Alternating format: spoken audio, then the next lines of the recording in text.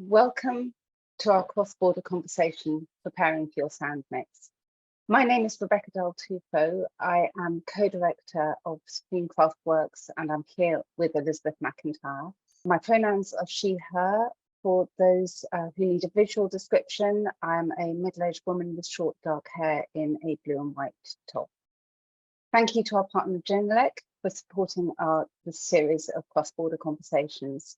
And thank you to our mentoring scheme partner, Brunel University London, who helped us host the technical side of these talks. I'm delighted to hand over to our first speaker, Emma Butt, to introduce herself. Thank you so much. My name is Emma Butt. I'm a dubbing mixer, sound editor, and ADR recordist, originally from Ireland, but located now in the UK. For anybody who needs a visual description, I am a mixed race woman with long brown hair wearing a green jumper. And I'm going to pass it over to Liz now, if that's okay. Thanks, Emma. I'm Liz Horsman. I'm a record producer, sound engineer, and composer. For anyone who needs a visual description, I am a white woman with shoulder length, high lit hair. And yes, I will hand us over to Eric. Yeah, thank you very much. My name is Eric. I work for Genelec as a business development manager, but originally I'm also a sound engineer and have a long track record in film post-production. And then I was lucky enough to get my feet into immersive audio very early in time in 2012. And since then, I'm actually working a lot on movies and last but not least, in music, a lot in immersive music. And happy to be here. Thank you. The topic of our discussion is preparing for your sound mix, which I have a feeling all three of us are going to have very, very different ways of preparing. I mean, Eric, you're totally like in a different ballgame in that it's immersive. So is it really complicated? Like, how do you even start off? Oh, it's super complicated. No, actually it's not. Actually, it's not. It's, I mean, now it becomes like a mainstream format. In the beginning, it was kind of complex, of course, because the technology was not there yet. And it was a bit like child sicknesses that you had to go through. But I think today it doesn't make a big difference if you're aiming for an immersive project or a regular stereo or 5.1 project. I think the preparation for this is following the same rules. So, like, what's your first step that you have to take to start prepping for your mix? It's definitely beneficial to understand in the beginning of a project what the deliverable will be. I mean, we probably have all faced the thing that during the project we say it was laid out to be like a 5.1 TV project, and then suddenly somebody said, "Hey, that's great, we're gonna screen in a film festival in Cannes." Yes, sure, no problem, let's do this. I mean, it requires a different work, obviously, as we all know. It's a little bit more work to do when you go for a theatrical version. So the first thing to do would be to have a clear impression. Okay, where do we end up with this project? Will it be a Netflix show? Will it be a theatrical show? Will it be aiming for a film festival, or will it just be a stereo version on a DVD or something?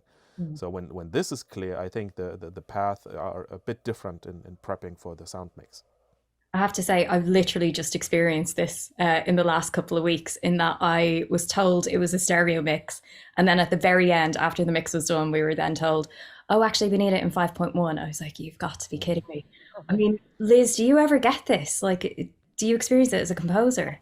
Well, this is kind of quite a new area in music now, that not just for film and TV projects, but actually for music that's going to just be streamed on Spotify and Apple, etc., is that people really want things in Dolby Atmos. This is the new thing, which is a bit confusing. But when you start to understand that actually there's an awful lot of technology now that can take something that was mixed in Atmos in immersive sound and then bring it down to a stereo format that you can listen to on your headphones and still give you that immersive sound. So yeah, I mean, it's very much a thing that we're dealing with a lot in music. I mean, actually, a question I had about mixing for TV and film in surround was sort of, what is it different in terms of so if I was mixing a song in stereo or a piece, a cue for a film in stereo, that would be a separate mix. So I would do the stereo mix.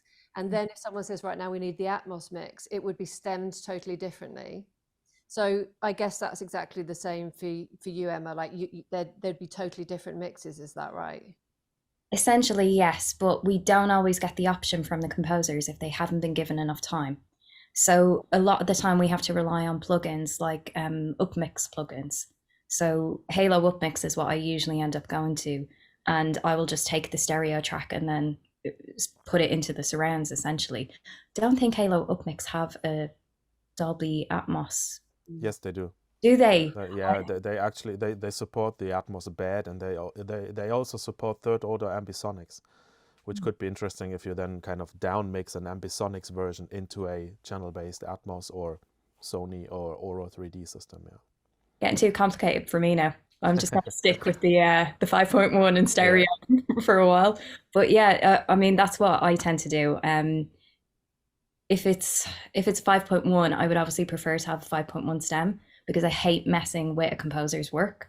But it's just sometimes with TV and film schedules at the moment, they are tight. They are really, really tight. And I know composers just get squeezed to the last drop. In terms of delivering as a composer, I would, is whether you deliver all of your music as stems or whether you deliver stereo files. So this kind of goes back to this whole idea of when you're prepping for mix, how much information, how much detail does the mixer want to go into?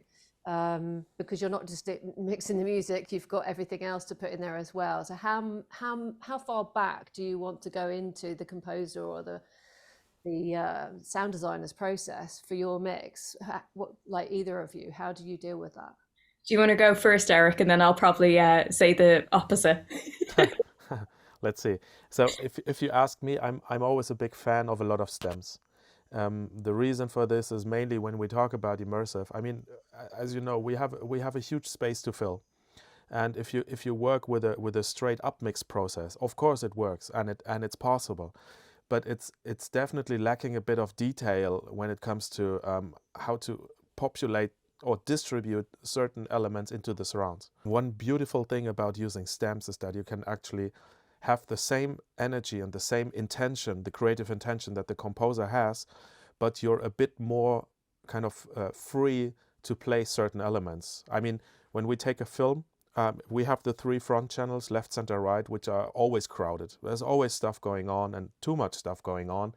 When it's an action movie, I mean, that's everything. So the moment that we have stems and work in immersive, it's actually fairly simple to just move the music out onto, let's say, the first surround speakers on the sides or the first ceiling speakers, which gives you the same impression of intensity, but it frees up a lot of space in the front speakers. And if we can do that with stems, it's even simpler to kind of distribute the music over space, basically. That's my opinion. And I say the total opposite. I don't want stems. But to be fair, it is usually because I don't have the time.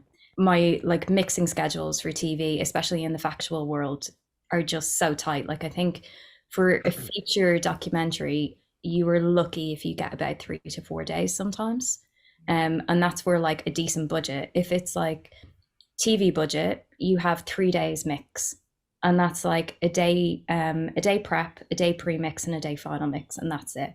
So if I then get stems on top of that, I'm not getting my mix done on time. I just haven't got it. And the other reason why I always say I don't want stems is because I just fear that clients will then mess about way too much in the final mix instead of concentrating on balancing everything together.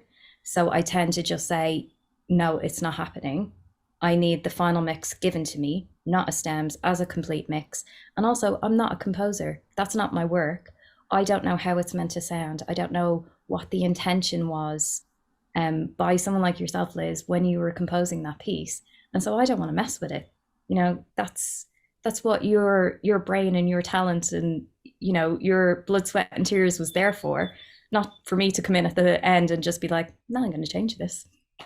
Yeah. I get that, and it also goes back to that thing of too many choices. If a client is able to fiddle right to the last minute, I think that understandably, because nothing ever feels like it's finished, does it? So we all tend to go, oh, what if we just did this?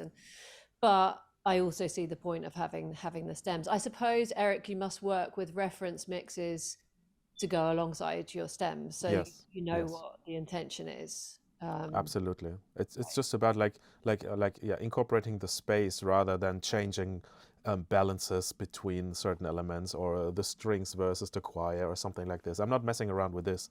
So it's not about volume in between the stems. It's more about a positioning. And of course, when you change the relation of instruments to each other, you have to touch it anyways to adapt it to that certain position. So you still apply a bit of EQ and compression, and even maybe sometimes reverb. Although I'm not a big fan of immersive reverbs, I tend to use what is in the song or in the piece and try to spill this into the room rather than just spilling reverb all over to make it immersive, which is a simple thing to do, but it doesn't. It's I don't like, basically. You find a So, lot of yep. people do that, just like whack a load of reverb on. Yeah, I mean, a lot of reverb. I don't want to say a lot of reverb, but it's simple to generate like a spatial information instantly, and rather than checking what are the stems and what elements do I have, how many percussions do I have, how many string individual string sections do I have, or synthesizer, keyboards, pads, guitars, whatever. And the more you, I fully understand the timing thing, and I do struggle as well in timing. But I sometimes just take the time, especially for I mean, when I mix an Atmos movie, I don't have 2 days. I have a couple of more days, which is already good. But it just can make so much like interesting things.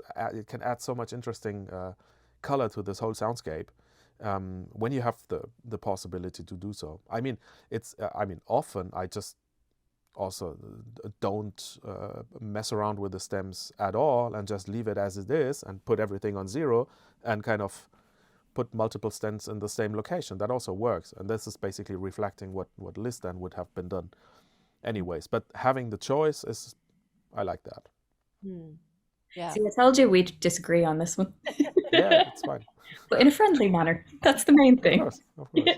It's also sometimes different projects, so that's yeah. I think as a writer, I would love to be able to hear back what I intended it to be. So I can totally see the advantage of both ways of working. But as you say, Eric, you're working to a reference mix. But I think, and so often, and I don't know, I'm interested to see how you both sort of deal with this. So often you hear back something and the music just seems too quiet. But of course, to me, I'd obviously always want to hear the music quite loud. Like, how do you kind of ensure that you've got that sort of the dynamic range right to work alongside your dialogue and all of that sort of thing, so that things are sitting exactly right? Well, I think actually what this relates to is how much communication happens between the two departments. And I don't know about you, Eric, but I never get to talk to composers, or rarely get to talk to composers. In factual, doesn't happen. In drama, I tend to just be doing dialogue editing on dramas, but even still, we meet the composers in the spotting session now and again, not always, and then that's it, and we have no interaction with them. But I don't know, Eric, do you get to speak to composers a bit more? Yeah, I do get. I mean, on a lot of film projects that I was working on, actually the composers joining the mix session at one point, and this is this can be a good and a bad thing. Yeah, I can imagine that. Because I mean, most composers are used to hear their songs in a recording studio, in their environment, in their near field environment, and then they come to a theatrical mix stage, full-blown big projection and everything, and then and that's, I agree, that's one point where you should avoid having stems, because then you start to change everything, and it's mainly on the day before the print master. So that's I don't know why, but that's like the logical thing. So I mean, it's very harsh to say, but sometimes we hope that the composer is not coming in, but I mean, he's contributing, or she is contributing so much to the movie and to the project that everybody should have the right to see it on a big screen and as well. So yeah, it's It's important. okay, But Eric. we I do say some. they aren't allowed in as well, so don't worry. We're on the same. No offense, Liz. Fine. Right where I stand. Yeah, it's funny. I think what you're going back to what you were asking us. I do find that if there hasn't been communication, often the sound effects and the dialogue and the musical instruments that have been chosen, they can clash. And the reason why you then come in and hear that your music's been pulled down low is because one of the contributors, whether it's factual or whether it's in drama and it's an actress, they haven't projected. And so their dialogue is incredibly quiet. And the only way to combat that, because obviously what we're suffering with in especially TV drama world is mumblegate and people complaining that they can't understand actors on screen, and then the press gets involved and it's horrific. And so what usually happens is the music is the first thing to be pulled in favor of the dialogue. And that's why when you come in, you're like, where's my music gone? And I think that's why the communication is so important. If the two departments got to talk more, and if they got to transfer back, pre-mixes or temp mixes, I think that would totally erase that, because you could hear then if someone isn't projecting, and you could be like, okay, I can't have a high-pitched instrument here because this is just totally going to obliterate the dialogue. So let me pull back and go a bit gentler. But yeah, I don't know. Do you ever get conversations like that? I think obviously it depends. So if you're able to get in quite early on the process, I think that's important. I did a short film a few years back, and so I got the OMF, and and so I was able to really sort of work around that. I was also doing sound design as well. So being able to be across all of those things meant that I had an awful lot more sort of control of that.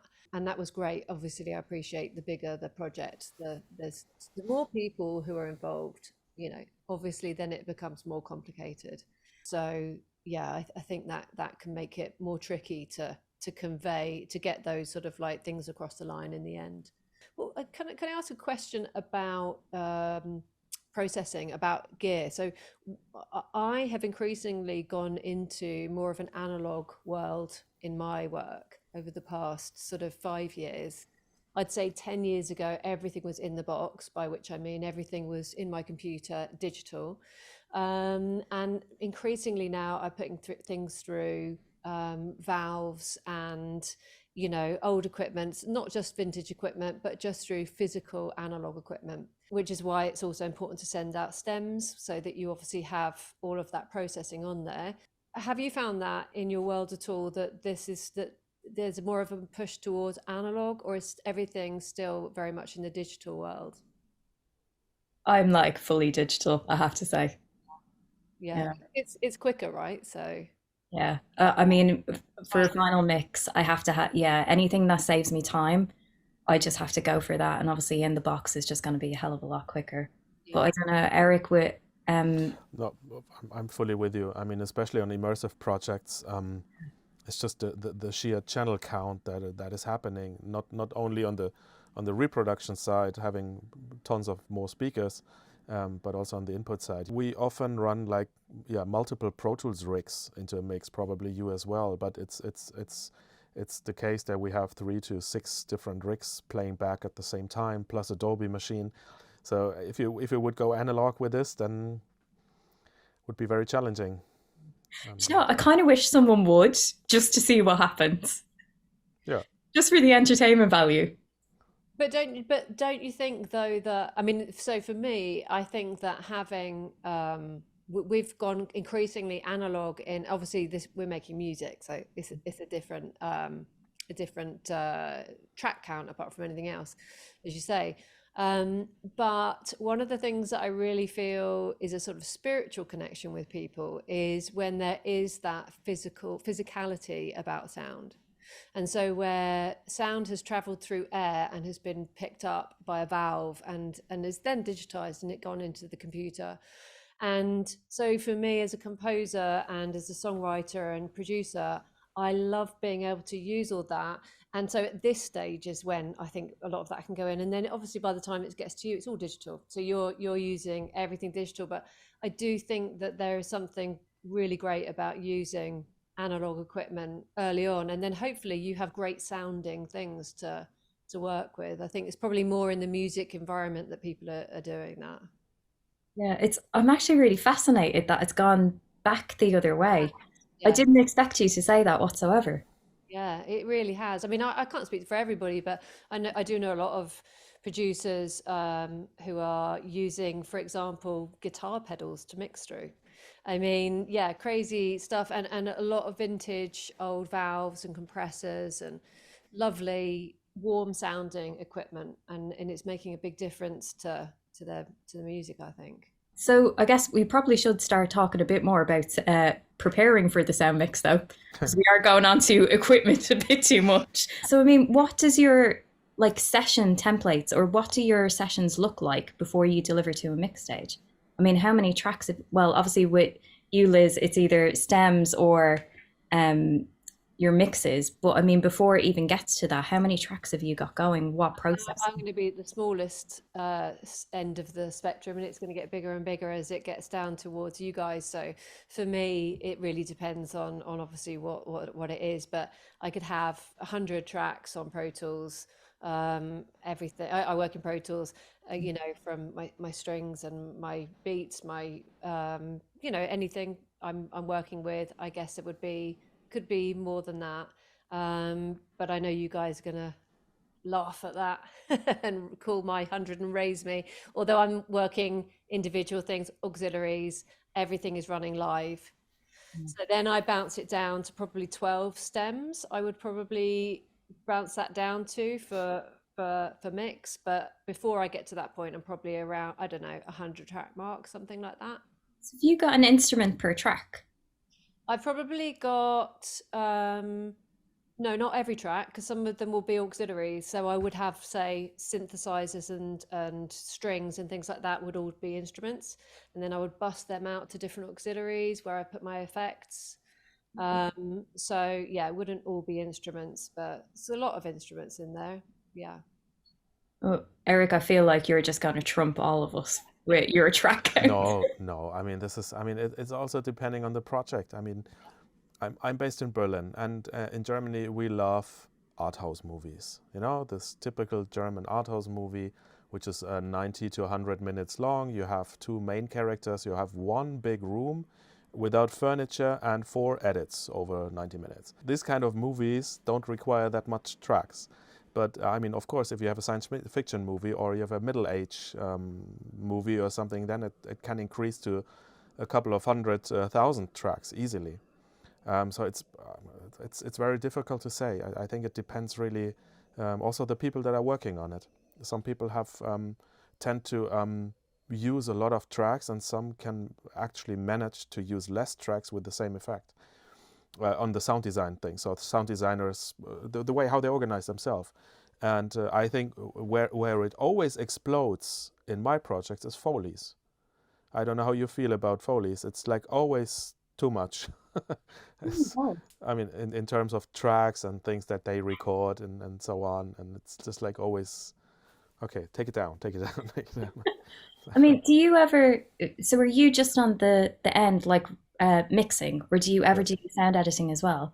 Well, I did, but I started to concentrate mainly on the mixing side of things, to have like a holistic approach on the project, to basically see everything.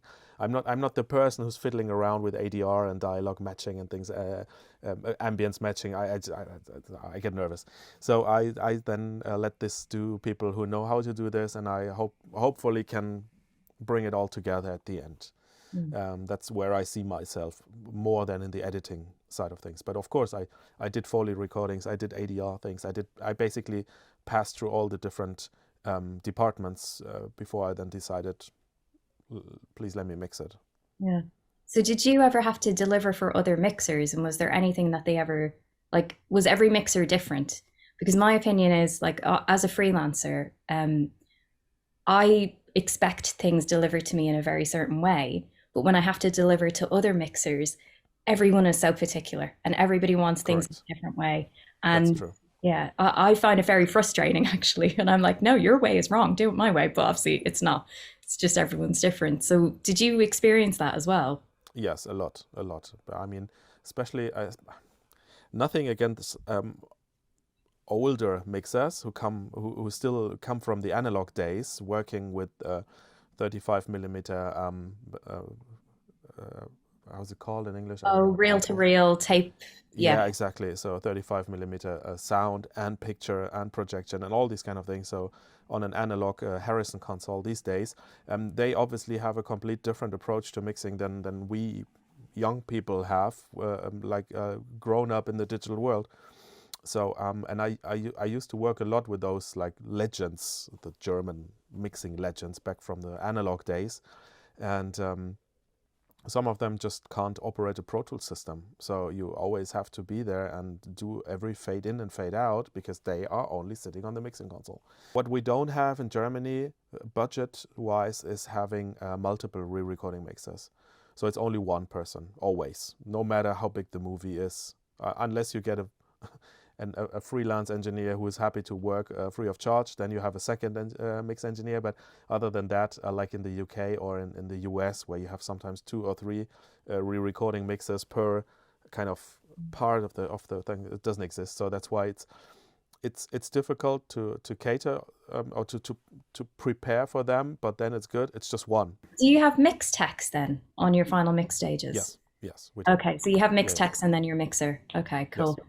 Yes, we have, I think in the UK it is a mix tech, and then it just depends on the budget of the feature again. I think primarily it's only one, and then on the bigger stuff it is two. I don't think I've ever seen 3 actually, I have to say. I think I've only ever seen 2.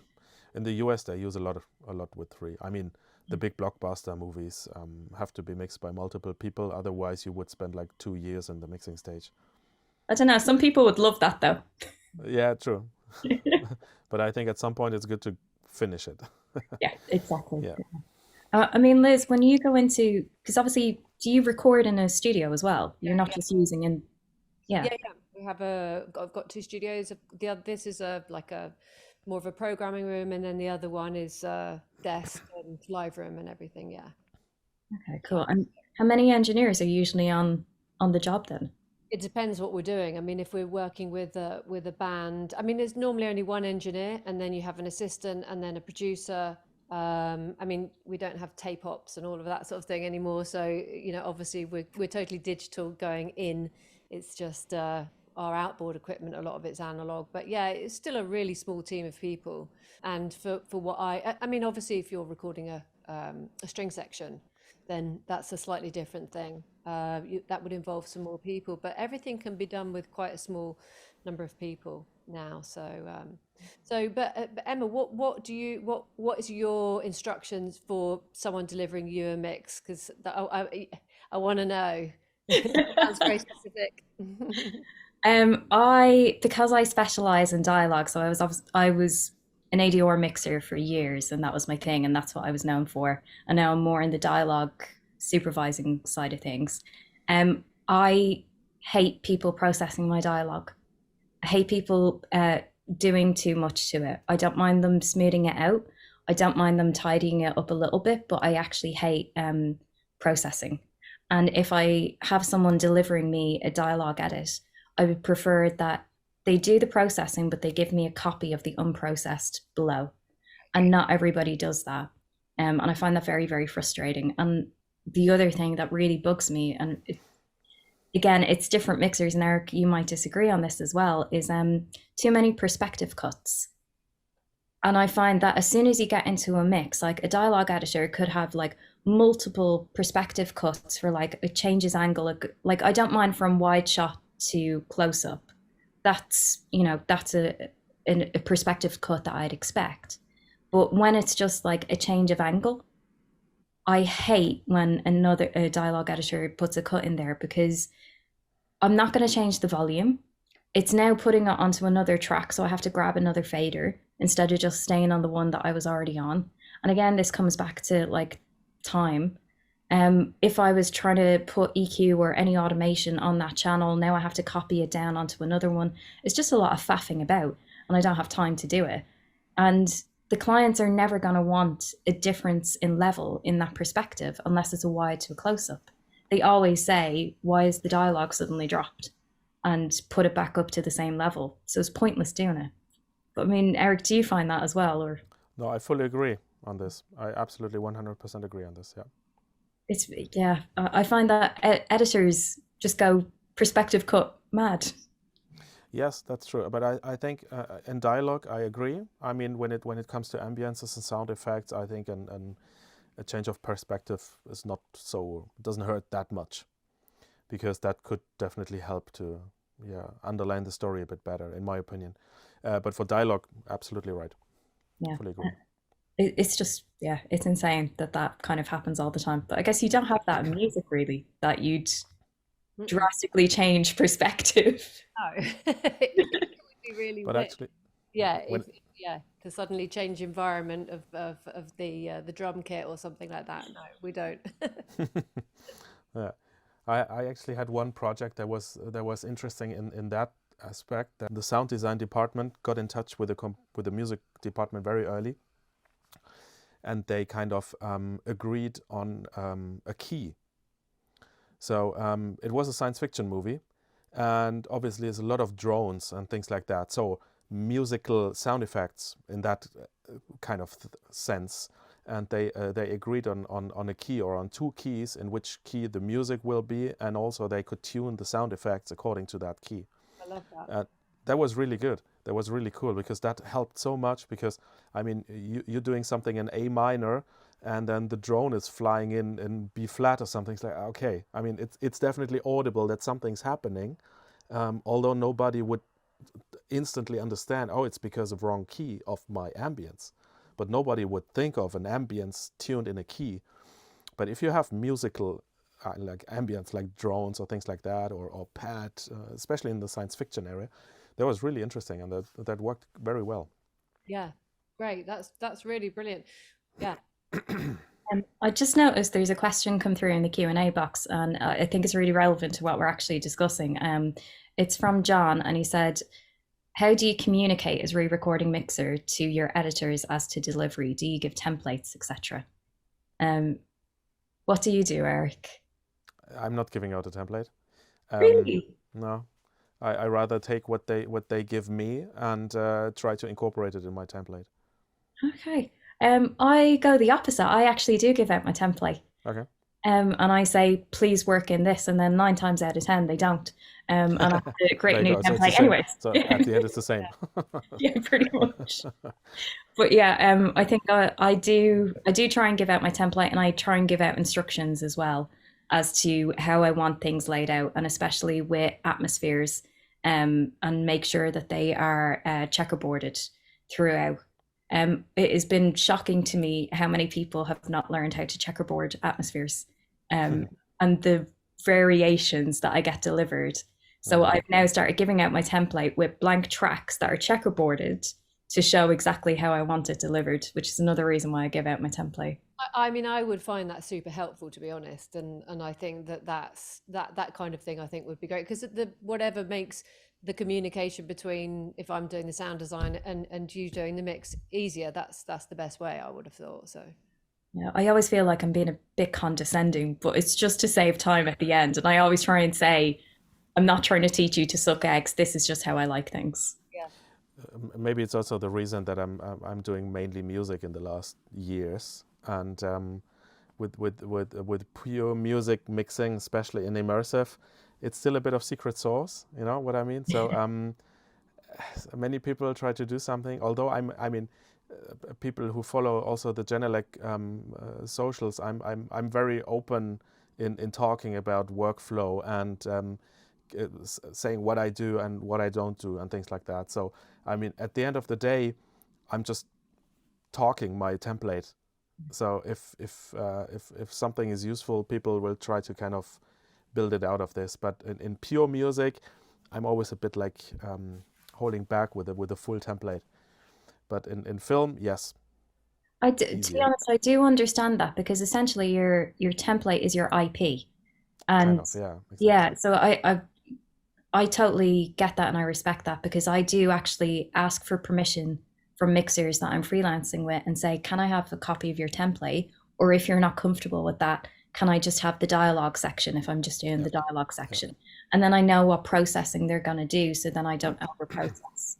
But yeah, I think one point is really good to make to anybody who's listening is always speak to the mixer and always yes. communicate with them because like we've just discovered, all of us are different in how we work. Shall we have a listen to your clips? My one is from, it's a thing I did recently, and this is a completely sort of fun, poppy kids song. So it's for a film called The Amazing Maurice, and I composed and I produced the song, the musical over the end credits. I actually sent them 2 ideas, thinking they would choose one. It was produced by an English and a German, 2 different production companies, and they kind of disagreed on which song to go with, which worked well for me because they went with both, which was cool. And I did this with an artist I work with a lot called Gabrielle Applin. Rats.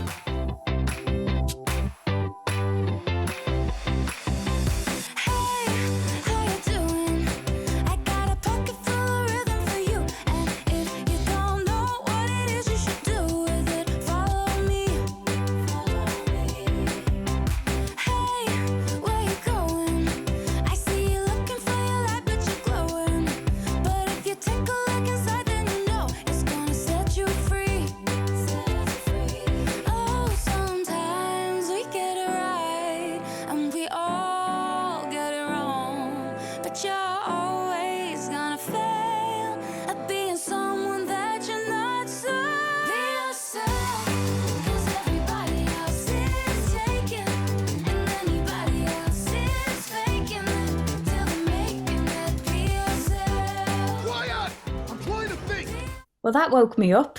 That was amazing. Nice work, Liz. Bit of fun. It's kind of it's very much on the pop side of things, and not what I would say I do as a composer, but really, really good fun to do, and amazing to see that film progress as it went on, and Hugh Laurie and all these amazing people. It's really good fun. Oh my God. So what's going on in there? Do you want to tell us a little bit about what's So so basically, I mean, I started out with that guitar. So I played the guitar, the ding ding ding ding ding ding ding, and they wanted that kind of upbeat. In fact, I tell you very quickly, when I was trying to come up with ideas for this, I went on a dog walk, listening to a Disney playlist. And I went out quite early in the morning, and I went, oh bloody hell, like this. And I came back like da da da da da da. It's getting me in the mood for the Disney film. So it's just a whole load of ideas in there, guitar, drums, everything. And then I completely produced and everything, and then we sent them the stereo of that actually, and they did that, so that was delivered as a stereo. So yeah. Amazing. And Eric, I believe you have something for us as well. It's an independent Bollywood movie that I mixed in actually already 2012. But that was in 1,000 rupee note, it's called. It's actually about a corrupt politician in India, which is a topic that is pretty unknown for a Bollywood movie because it's not super fluffy and we're dancing around the tree. But that was interesting because I don't speak that language at all, so I understand zero.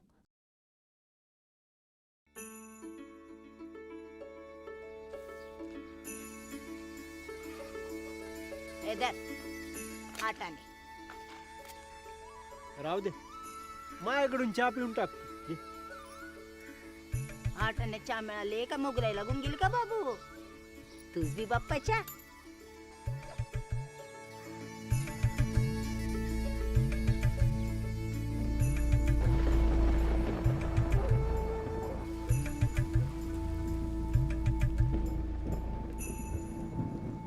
चाल ना लवकर तू तर अशी नाटायला लागली बाप्पा जशी काय लग्नालेच चालली कोणाच्या हा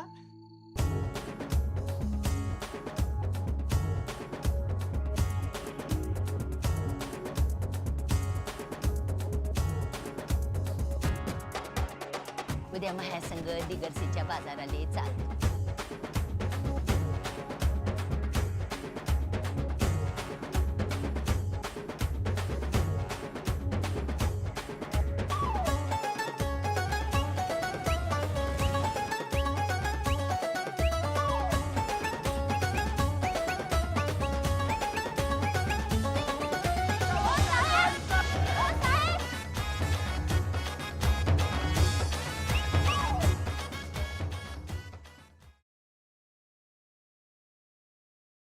Very challenging during the mixing process because we had exactly 0 ADR, and it was only production sound from a dialogue perspective, and we had no possibility to do ADR because at the time when we were in post-production and mixing, all those actors were somewhere and there was just no chance to get them into ADR.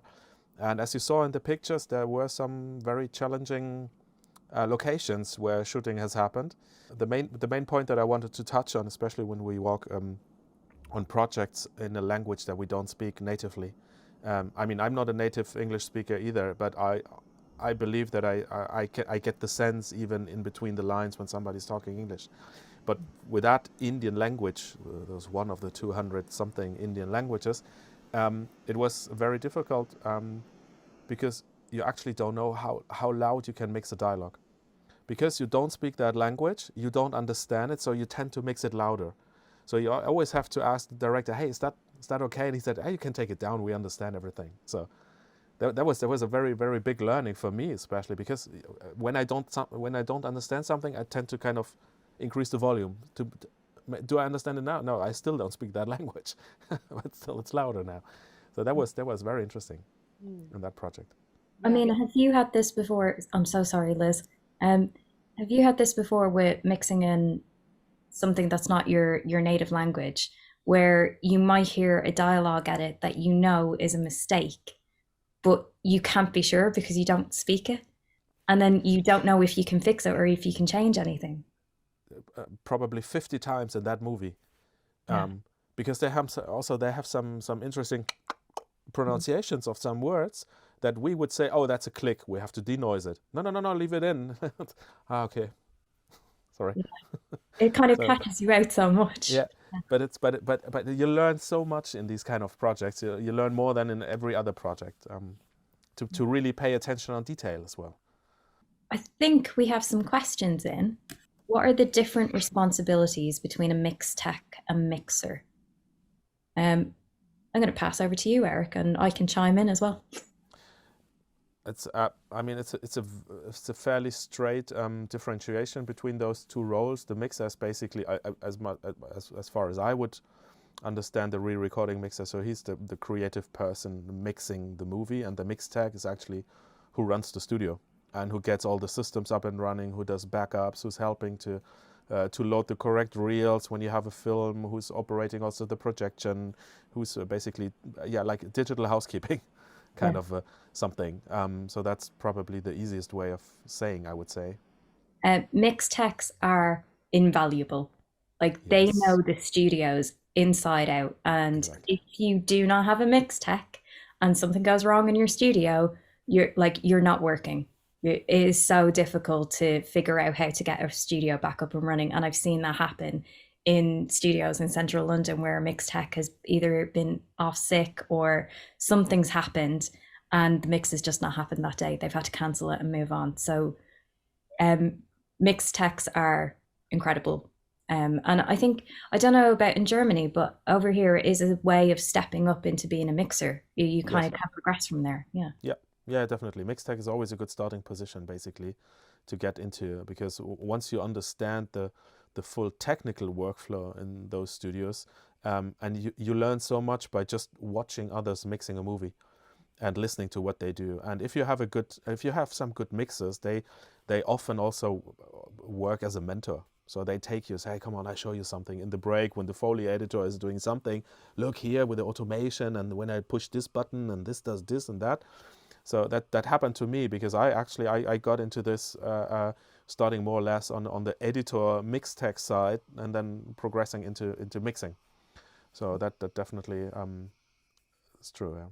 Yeah, And that leads on, doesn't it, to I think one of the next questions, which is how everyone got into what we're doing, what are the different career paths. Yeah, I mean that's that way of developing is quite common in music as well, and I think is quite a traditional way through in film. I think starting out watching somebody else. I mean, I started out as a songwriter initially. Well, actually, before that, I worked in a film company.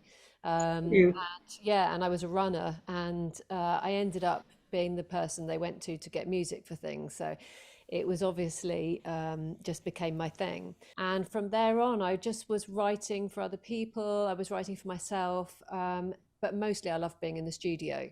And what you're saying, Eric, definitely happened to me, that I would be in the studio working with producers on my material or songs I'd written for other people. And I'd be sitting and watching over their shoulder. And I would just learn. That's how I learned Pro Tools. I mean, I just learned it by just going, oh, right, okay. And I still learn now if I'm working with another writer or producer or something, and they'll do a shortcut and I'll say, oh, wait a minute, what did you do? So, I think that is a great way through, is just to sort of watching, learning, assisting, and then engineering, producing, moving forward that way in music is definitely a really kind of good sort of working your way up the hierarchy pathway, but not necessarily to do a formal qualification in it. That's, I don't think that's an absolute must personally, but other people might disagree. No, I totally agree with you. And hilariously, I did the flipped reverse of your start. So I started in music. I studied music in university. I studied sound engineering for music and live sound, but they also looked after post-production. And my goal was always to end up in live sound. And I did work experience in a venue through my last year of uni and absolutely hated it. It was one of the most sexist environments I had ever been in.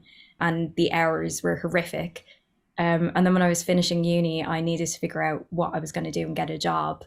And I ended up in a post house as a runner. And I started there and progressed very, very luckily. And it doesn't happen all the time, but I was a runner for 5 months and then went on as a sound assistant and then progressed in that company for 9 years and then came over to the UK. So I had a very linear career path, but it doesn't always happen that way. And I totally agree about you don't need formal education, because everything that I learned in my course, it was incredible. And it gave me such a great foundation. But I learned everything that I know now from being in that studio and from sitting in on my lunch breaks and after work and before work with the mixers, being like, can you show me what you're doing? Can you show me this technique? And learning from them. I mean, what about you, Eric? How did you start out? I studied sound engineering originally. And the reason why I studied sound engineering was because I was too bad as a musician. So I wanted to become a guitar player. I wanted to actually go to university for jazz and popular music in guitar. And I looked this up with my teacher at that time, and we both said, no, this is not going to happen. Let's go behind the curtain. So that was, and then I went into a recording studio, and I met a couple of sound engineers, and they told me, yeah, I mean, you can do sound engineering, and then you basically are in music as well, but just on the other side of the window. And I thought, okay, that's a great thing. Let's do this. And then after sound engineering, studying sound engineering, I got into post-production as a mix tech and doing maintenance support work and things like that. We progressed, and but I'm not working in a mixing environment anymore right now. As you might know, I'm now working for Genelec, but before Genelec I was working for Avid as a product specialist for the S6 consoles and Pro Tools and everything around immersive, because I was lucky enough to open and to start the first German or continental Europe Dolby Atmos mixing studio in 2012, when I was still mixing and running a studio at that time. So yeah, and now I'm here. I'm still mixing, but the good thing is now I can also escape sometimes the mixing stage and spend time in a daylight studio. Cool. Do you know what? I think after what you've just said, it kind of leads on really well to a question in the chat, and I think we're all going to say the same thing. Do you all always use Pro Tools, or do you use other DAWs? Do different projects require a specific DAW, or do you get to specify? I mean, I'm Pro Tools through and through. Same. I'm Pro Tools 95%. Oh. So, yeah, the reason is that I have a lot of projects now coming up where working especially in music with artists and close relation with artists, preparing them to use the immersive content that we produce in live sound environments and in museums and exhibitions and things like that. And because it's not a straight Dolby Atmos format going that way, you have to choose different immersive formats. And I'm actually working quite a bit now with Spat Revolution. I don't know if you heard about this from Flux, which is basically a DAW and a renderer in one piece, but it has nothing to do with Atmos. So, but I mean, that's why 5%. And but 95% is definitely Pro Tools.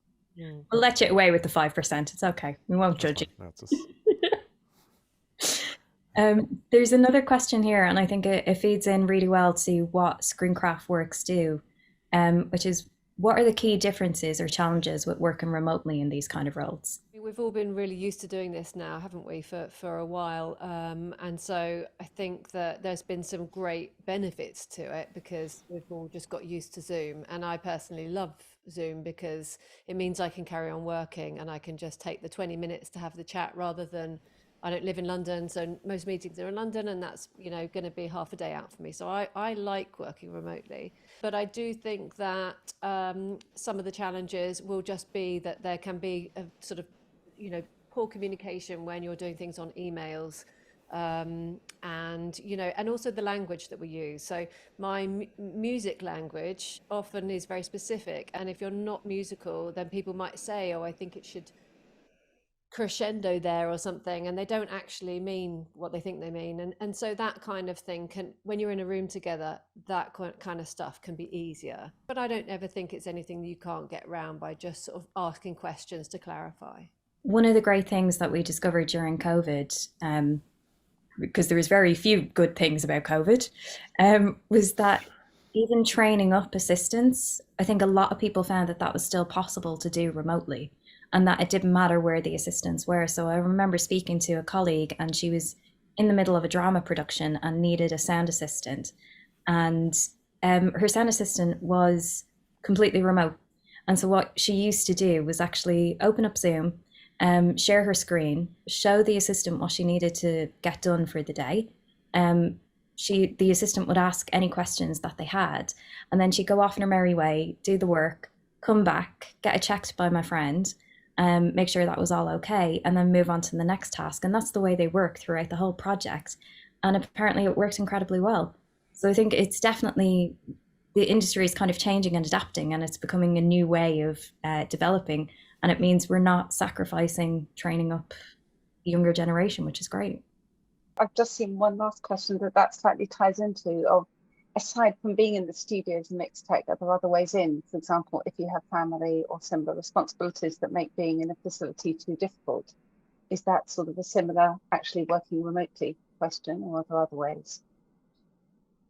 I guess, yeah. I mean, personally, you definitely can work remotely, and we are seeing people be more adaptable to that way. If you don't have the flexibility to work in a studio, because studios can be so demanding with time, especially if you have family, is to reach out to sound supervisors. Because sound supervisors, I don't know about in Germany, but here in the UK, a lot of them tend to be freelancers, and they build up their own teams. And yeah, and so I think, I mean, Eric, you'll probably be able to speak more about Germany, but it does offer more flexibility, I think. Absolutely. And I think that would also be the second best way to get into this industry or in this field of working. But I just wanted to say one thing on remote work. I think, I mean, COVID also showed us that there is actually tons of technology that helps to work remotely these days. I mean, not just Zoom and things like that, but also from an audio perspective. I mean, there are tons of solutions that make it easy for people to approve a mix, for instance, without being in the studio. And hopefully they are in a proper environment to listen, at least to stereo 5.1. But it is possible. And I think a lot of people have changed their way of working, even though COVID is apparently over. I'm not sure about your countries, but here nobody talks about it anymore. But that definitely will change a bit here how people work. and remotely is not something that will go away. This is definitely something that will stay. We could sit and listen to you for another hour. We have loved this conversation. It's just been fascinating to us all. I know I'm speaking for everyone to say how much we've enjoyed it. Thank you, Liz, Emma, and Eric, so much for your time. Thank you. Thank you. Thank you very much.